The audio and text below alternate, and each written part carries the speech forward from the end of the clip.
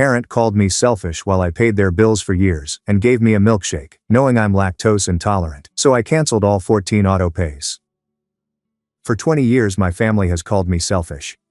They had no idea that I had discreetly paid all their bills for 750 days. Was 10 when it started. My mother, Karen, told me to send 90 of my $120 yard sale proceeds to my brother Ryan, since keeping them would be selfish. That word followed me. Was your grade decent?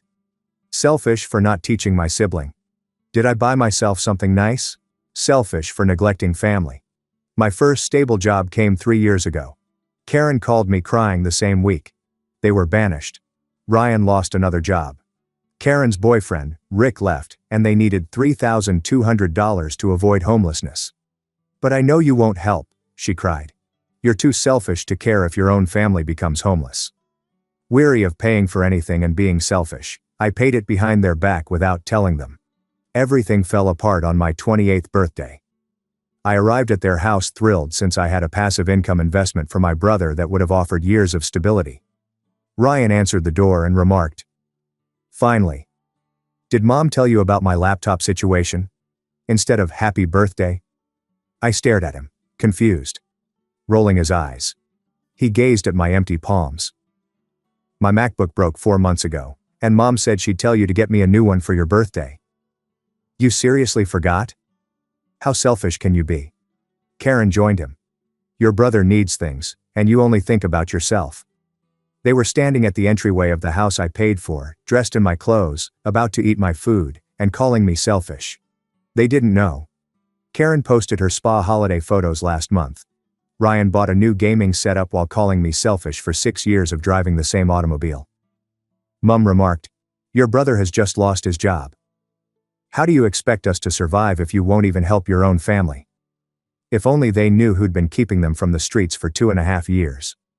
Suddenly they gave me my birthday present. Burger King offered a milkshake coupon. Lactose intolerance. They knew this. After 2.5 years of losing money, they gave me a coupon for something bad. Because I needed to breathe. I left first. While sitting in my car, clutching the steering wheel till my knuckles became white, I knew they would find out everything. As I returned up the driveway, my legs felt rubbery, but my mind was clear. "Hey Ryan," I said as he answered the door, my voice so calm it scared me. "Quick question. Who pays your phone bill?" He replied, Rick," as if I was ridiculous for asking. I could hear my heart racing in my ears. "Interesting. What about your gas, health insurance, those $120 weekend food deliveries?" His face changed. Confusion crept in. His grin wavered like a math equation gone wrong. "And Mom," I continued as she neared, my voice growing louder. "Who exactly pays the rent here? The car insurance? That electricity bill that's somehow never late?" The silence was awful. When they faced each other, I could see their thoughts laboring to piece together 2.5 years of lies. Karen's mouth opened, closed, then reopened like an ugly fish seeking oxygen. She said, "Wait," her cheeks turning dull. "But you said Ryan pays?" "And you told me Rick." Ryan's teen-like voice quiver. The awakening was sweet and dreadful. Their eyes opened, their faces white as paper, and I could see it hitting them like a punch.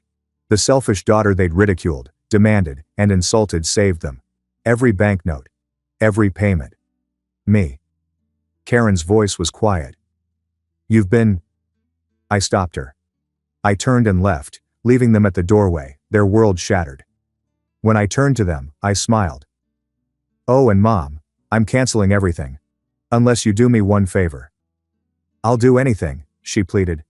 "Then meet at the link below, Mom." That's where the rest of this story is. I ran back to my car and grabbed my phone before changing my mind. When activating the cloud storage app, my shaky hands nearly dropped it twice.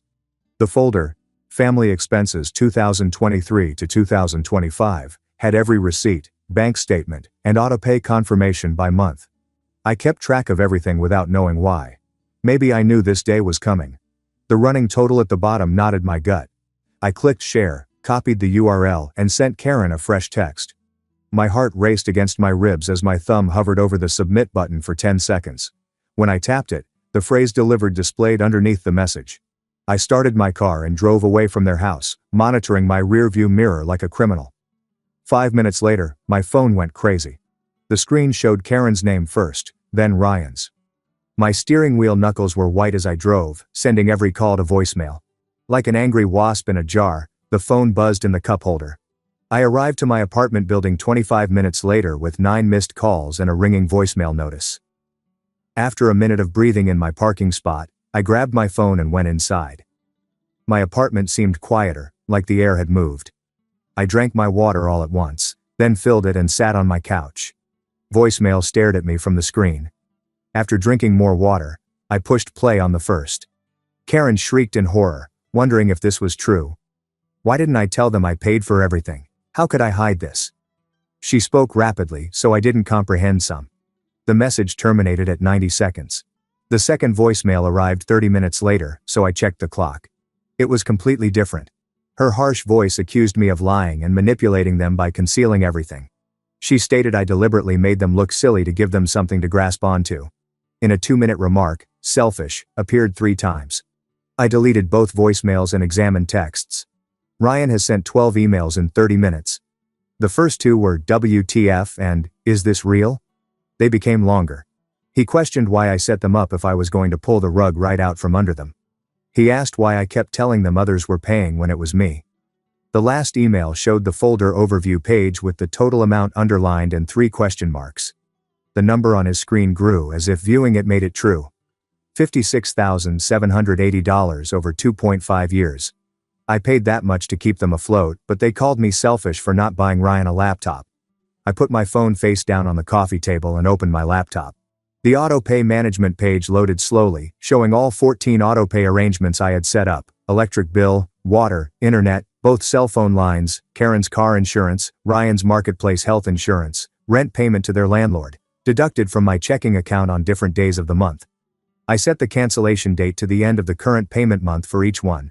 Most would renew in 4 weeks, some in 5. It took time. I wasn't mean, but the choice was final. Every time I canceled, a little email asked whether I was sure. Yes, I knew. I want to cancel this payment. Yes, I knew the service would end. Clenching my teeth so hard hurt my jaw at the end. The sun sank outside my window. I ate an unwanted lunch at the kitchen counter before sitting down and opening a new email. I said I would stop providing financial. I wrote more effortlessly than expected. Assistance at the conclusion of the current billing cycles, that they would need to contact each service provider to make payment arrangements, and that I would attach a list of account numbers and due dates. I was objective, no emotions, no accusations, just knowledge. All pupils needed to manage spending was on the spreadsheet. I proofread again, fixed an error, and pushed submit before second-guessing myself. I ignored many calls on my phone. The next morning seemed weird, like I had woken in another life.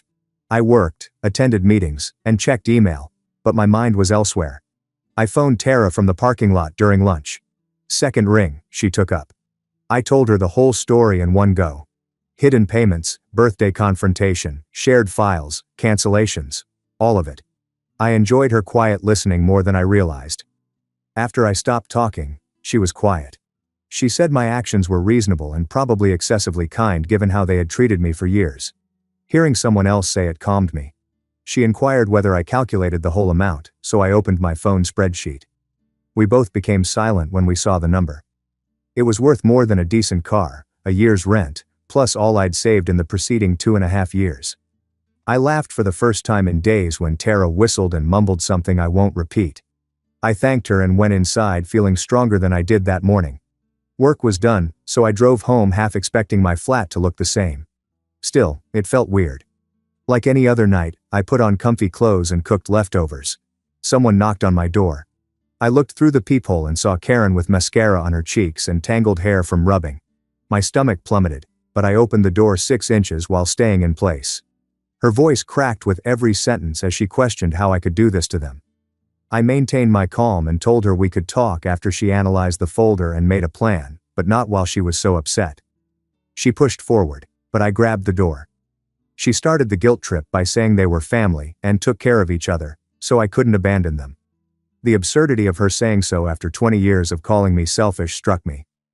I reminded her of the milkshake voucher, their lactose-intolerant birthday present while I paid for their life.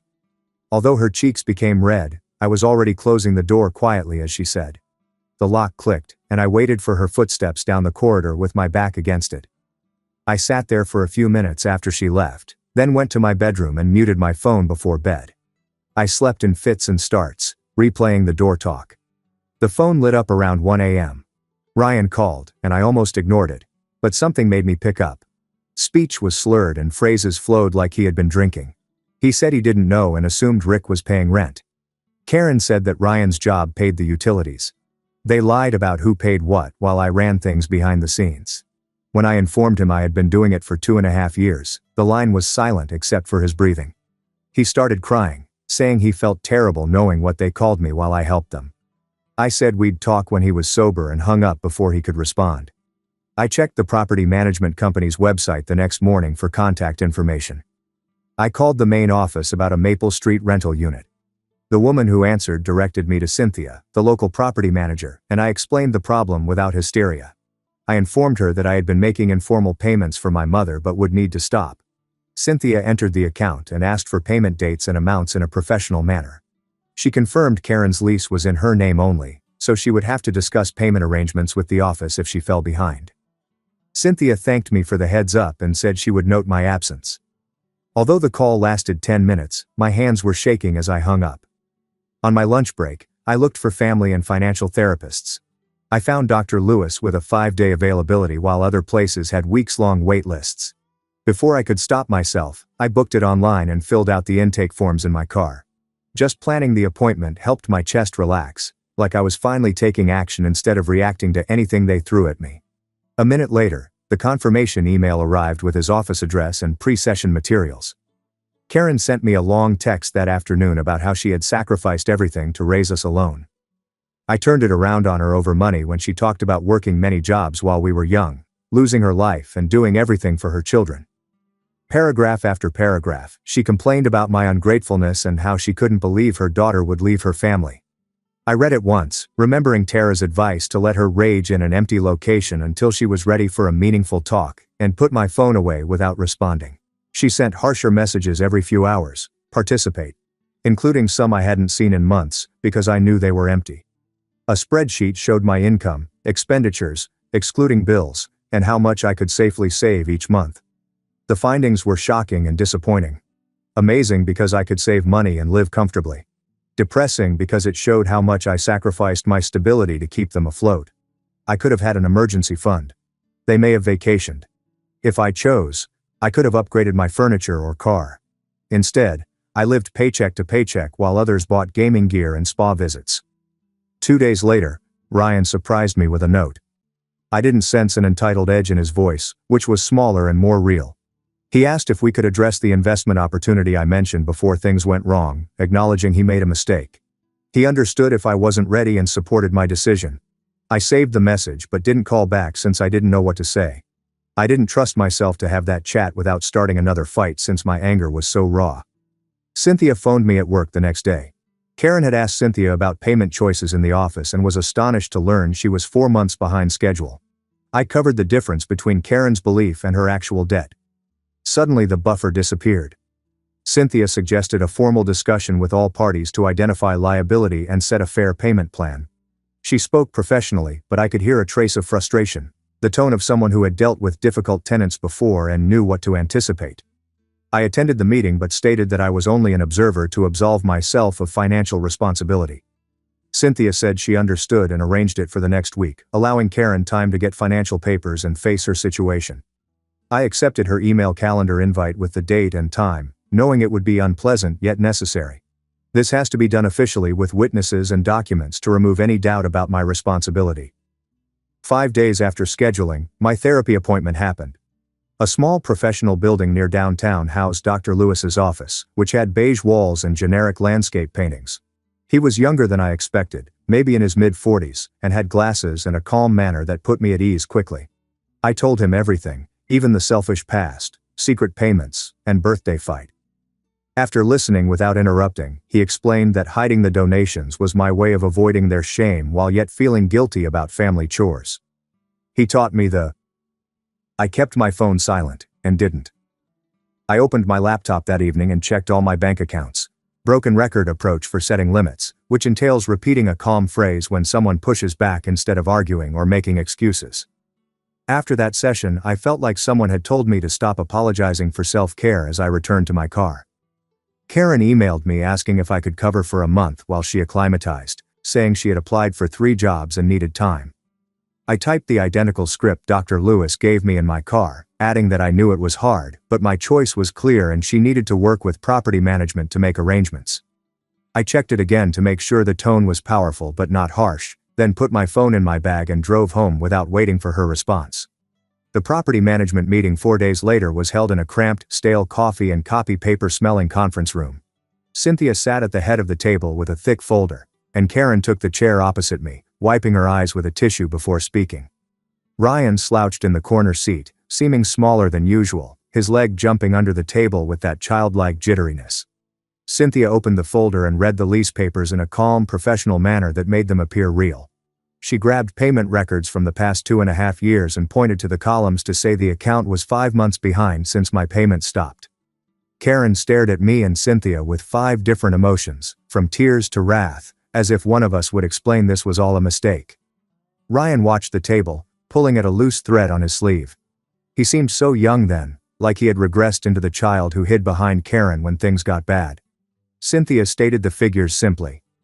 5 months of back rent plus the current month, followed by direct monthly payments. No more mystery donors will fill gaps. After she finished, only Karen's sniffling and the fluorescent lights overhead broke the heavy, awful quiet. While everyone watched, I wrote $2,200 in my checkbook, which I'd brought for this occasion. My hand held solid despite my heart racing. I paid the property management company directly. Not to Karen or Ryan, but to the building owner. I slid it across the table to Cynthia and explained in the same calm voice I'd used with Dr. Lewis that this was a one-time transition payment to help them catch up if they signed up for a formal payment plan today and transferred all utilities into their own names within 1 week. Cynthia checked the check, then pulled out a payment plan agreement from her folder and entered the dates and amounts. Karen grabbed for the check, but Cynthia moved it to her side of the table and explained that it would be kept in escrow until all requirements were met, making this formal and binding rather than just another family promise that might be broken. Karen's face transformed when she understood this wasn't free money. There were actual boundaries and repercussions. Karen shrieked and argued that $2,200 was insufficient, that they needed more time, and that I was being unkind and unfair after everything she had done for me. Her hands shook as she pointed to Cynthia's paper's figures to show that the amount was difficult to handle. Cynthia interrupted her mid-sentence, slipping her professional mask to show that she had dealt with difficult renters and was not buying the sham. She stated, strong but not harshly, that $2,200 plus a structured payment plan was more than generous considering the circumstances, that most landlords would have already started eviction procedures, and that this was their chance to put things right before legal action. Ryan said they would take it and figure out the rest for the first time since we sat down, his voice low but clear. He looked at Karen like they'd been fighting about who should pay what and why no one had noticed the bills were paid. Ryan shook his head and took Cynthia's pen while Karen protested. His face made Karen slump, the fight abandoning her as she realized she had no other options. I saw them sign the payment plan agreement while I sat there, feeling a strange mix of relief and anguish as they took responsibility for their life. That evening, when I was making dinner in my apartment, my phone buzzed with family group chat notifications I had forgotten about. Karen sent a long letter to every aunt, uncle and cousin, accusing me of abandoning them in their hour of need after she had given everything to raise me. Each message about how selfish I was and how family should be together was more dramatic than the last. But I saw this coming a mile away, and I'd already written my letter to the important relatives, the ones who'd known me from childhood and may listen to my side. I quickly stated that I had helped them financially for 2.5 years but wanted to focus on my own security. Simply spoken fact, nothing special or accusatory. I received several supportive or neutral remarks on my phone throughout the evening, expressing their sympathy or hope that we might resolve things. Some others wrote me private messages wondering whether I was okay, which I appreciated more than mediation. I didn't care about those who believed Karen's theatrics, and most people could see through it. Next morning at work, my desk phone rang with an odd internal extension while I was perusing a report. I picked it up and heard Karen's voice, which shocked me because she had never called my office and didn't have my direct number. She started the guilt trip immediately, loud enough for my cubicle neighbor to notice, and I realized she must have called the main number and been transferred through. She kept phoning, getting louder and more desperate when I respectfully informed her I couldn't speak during work hours. After 30 seconds, my phone rang again, and I was worried about making a commotion when HR's Ethan arrived at my cubicle entry. The receptionist had apparently informed him, as the same number had repeatedly called to be connected to me. I explained the situation as quickly as possible, feeling humiliated, but Ethan nodded and made notes on his iPad. He told me he was writing this in my file and that the firm would respect my limits and call building security if she kept contacting me at work. It was a comfort to have an official record proving this wasn't family drama, but real harassment my employer took seriously. Ryan texted me that afternoon, asking for help with his resume since he was searching for a decent warehouse job. The letter was courteous and requested practical help without guilt or demands. Instead of hiding his uneven career history, I emailed him a simple resume template I had maintained for years and advised him to emphasize reliability and enthusiasm to learn. I answered his question concisely and gave him crucial information without being a caretaker. Helping him help himself rather than offering him unfavorable responses seems right. He instantly said thank you and made no additional demands, a change from typical chats. Part of me wondered whether the property management meeting's reality check had made him realize he needed to try this time rather than depending on others. Karen left a message later that evening, which I almost deleted before listening to, but curiosity won out and I played it. She said I was selfish and ungrateful. I couldn't break the word's curse for 20 years. She explained how she had sacrificed her life to raise me and Ryan, how I owed her everything, and how I could be so cruel after everything she had done. Listening to her wrath, something seemed different. The word selfish bounced off my ears instead of sinking in. In my mind from our prior session, Dr. Lewis told me that limitations were not selfish but necessary for life. Before finishing, I deleted the mail. I didn't regret it. I didn't feel obligated to contact her to explain my actions. Instead of describing me, the phrase had become a sound she made when she didn't get what she wanted. I searched my junk drawer for the additional key to their house, which I'd had since I was 17 and used to get myself in when Karen called with an emergency. As I grasped the key, I remembered all the times I'd used it to feed them, fix anything broken, or check on them. The metal felt warm. I found a little envelope and note card and wrote a simple message saying that we should take time to adjust to the new arrangement.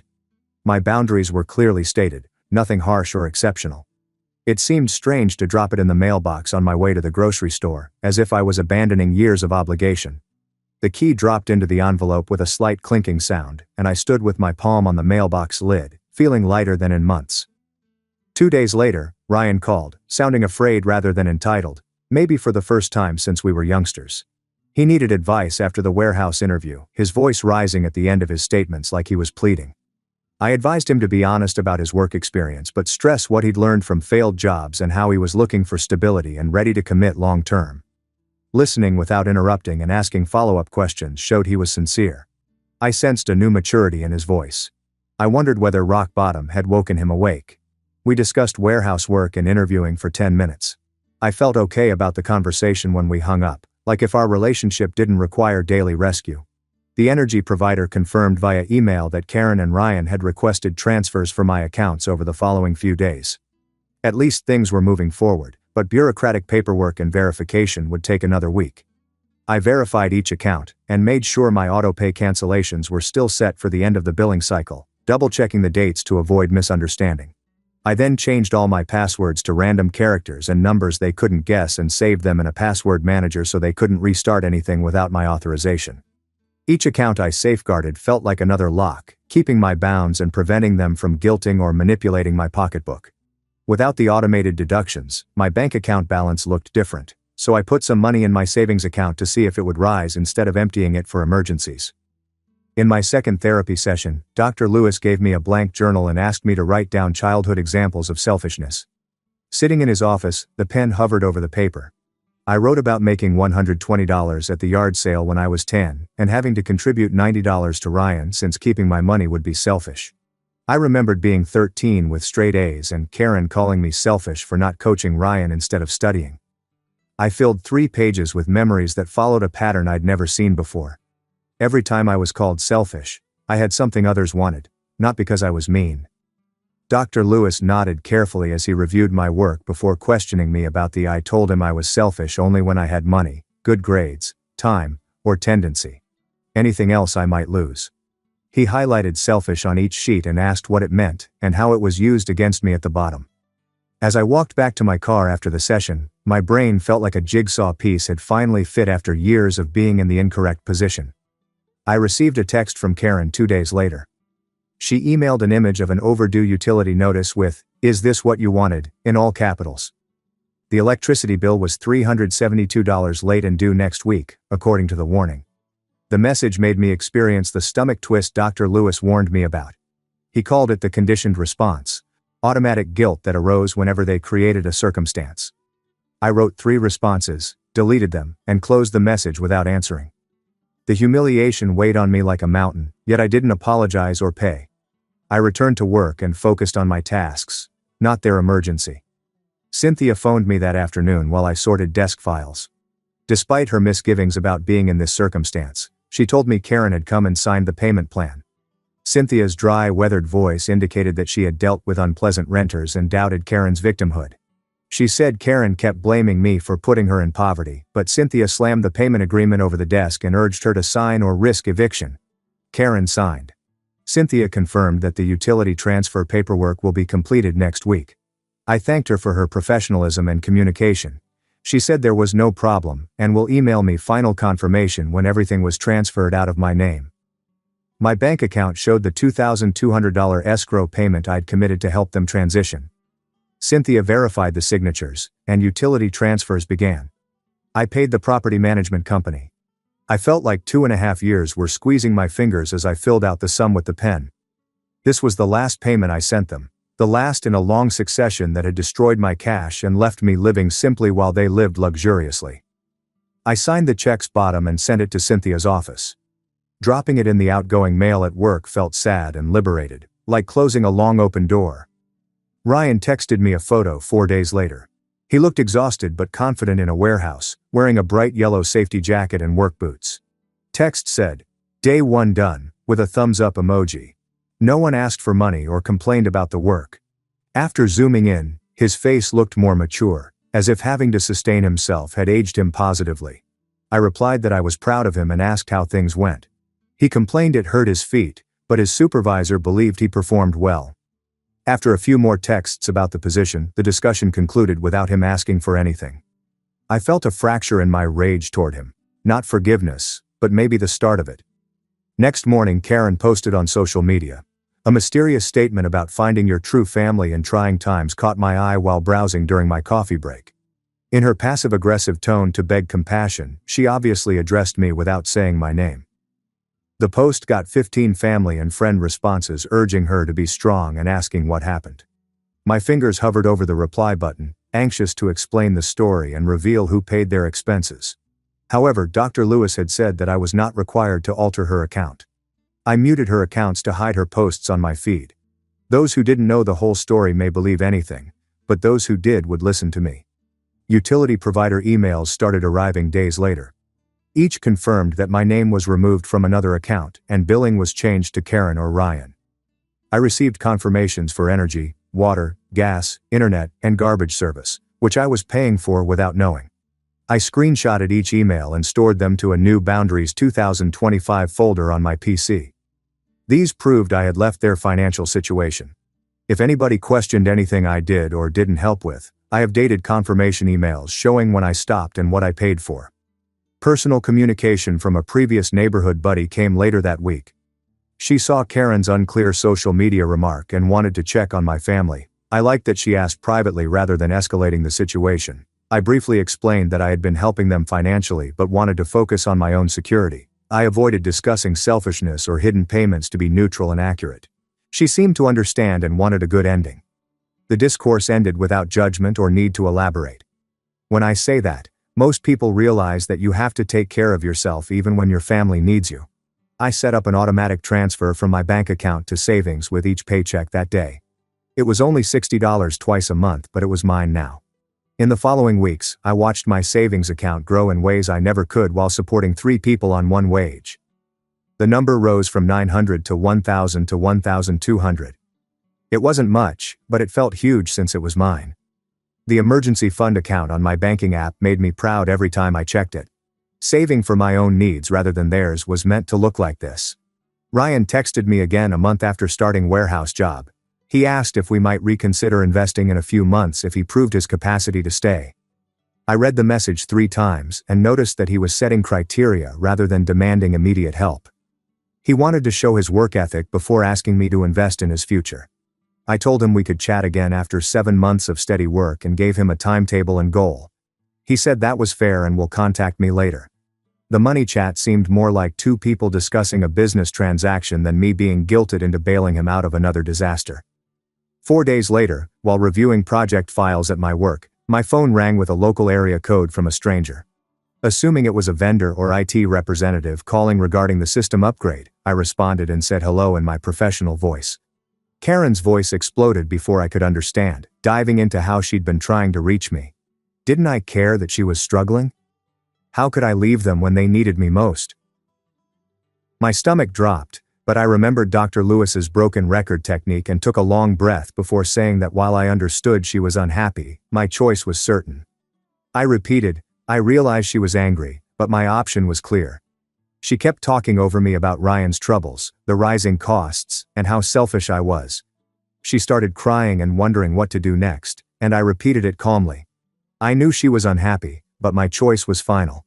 She hung up after 5 seconds of silence, leaving me staring at my computer screen, my heart pounding, but strangely delighted that I'd done it, that I'd held the line without getting sucked into her drama or needing to justify myself. After Karen's call, I was fatigued when I saw Dr. Lewis for my 3rd time on Thursday night after work.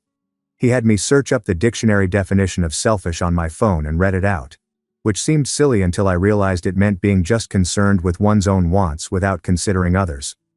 Dr. Lewis asked me to look on the past 2.5 years and whether that categorization really represented my actions. I had to admit that I'd been worrying about them and sacrificing my own stability to keep them afloat.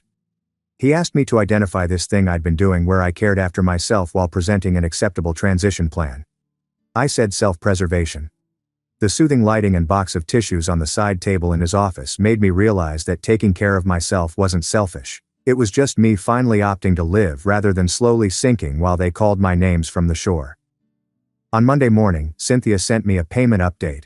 I read it during my coffee break, expecting bad news. Despite arriving 2 days late and requiring a reminder phone call, she wrote in her professional property management voice that Karen had made her first planned payment. Cynthia claimed Karen seemed anxious but barely made the payments, which was all that counted for lease compliance. I read the email again and felt relief and something else I couldn't quite identify. Maybe validation that the system was working, that Karen could handle this without me, even if it wasn't lovely or simple. I did everything I could to show us that she didn't need me to survive. Having me there made it easier to avoid responsibilities. The next Wednesday, I met Tara at a coffee shop near our office and sat by the window, where the afternoon light warmed us. She asked how I was doing, so I told her about Karen's call, the therapy session, and Cynthia's email, arranging the last few weeks like jigsaw pieces on the table. Tara listened intently before interrupting me mid-sentence to say that I wasn't always talking about them and felt lighter, like a weight had been removed. I stopped talking and thought about it, realizing she was right. My tremendous worry had begun to fade. It felt like concern for distant relatives rather than constant fear for 3 people. She smiled and said it showed in my face and how I handled myself. I was glad someone could see the changes in me I couldn't yet see. Ryan's text arrived on a Saturday afternoon while I was doing laundry and trying to enjoy my weekend without thinking about family. It was brief and direct, saying he had finished his first full month at the warehouse and received his first real salary in almost a year. He also attached a pay stub with the personal information blacked out but the amount visible. He didn't ask for anything, make excuses, or humiliate me into reacting. He just told his small achievement as if he was proud of himself and wanted me to know. I emailed him back, thanking him and saying that kind of consistency was unusual for him and I was pleased to see it, keeping my reaction honest but concise. The talk seemed different from any other we'd had about job or money, like 2 adults appreciating effort and success, rather than me being asked to fix another issue or support another failing enterprise. Karen's email arrived early Monday morning with the subject line "Final Request" in all capitals, and I knew it was another test of my limits. She said Ryan's birthday was next month and she couldn't afford a laptop because she was paying all the bills alone. Could I please do one last thing for him because he worked hard and deserved it? I read it once, erased my emotional response draft, and replied that I would not be offering more presents or financial assistance beyond what I had given during the changeover. I advised her to look into local programs for reconditioned computers in case Ryan needed one for job applications or internet work. This time, hitting submit seemed easier, like I was getting better at holding the line without feeling horrible or having to justify my actions.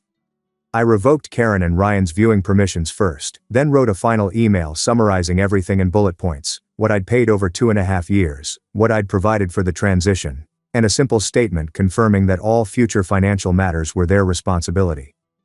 The shared folder had been in my cloud storage for weeks. I spent 20 minutes writing the email because I kept adding and deleting explanations before realizing I just owed them facts and limits. I included a final PDF summary of the payment history for their records and hit send, seeing the email leave my outbox and feeling like I was closing a book and putting it back. Mary Ann, an old family friend, called me that evening to check on them after Karen told her I had abandoned them. I liked that she contacted privately rather than making it a big drama, and I explained briefly that I was working through family financial issues and needed to focus on my personal security.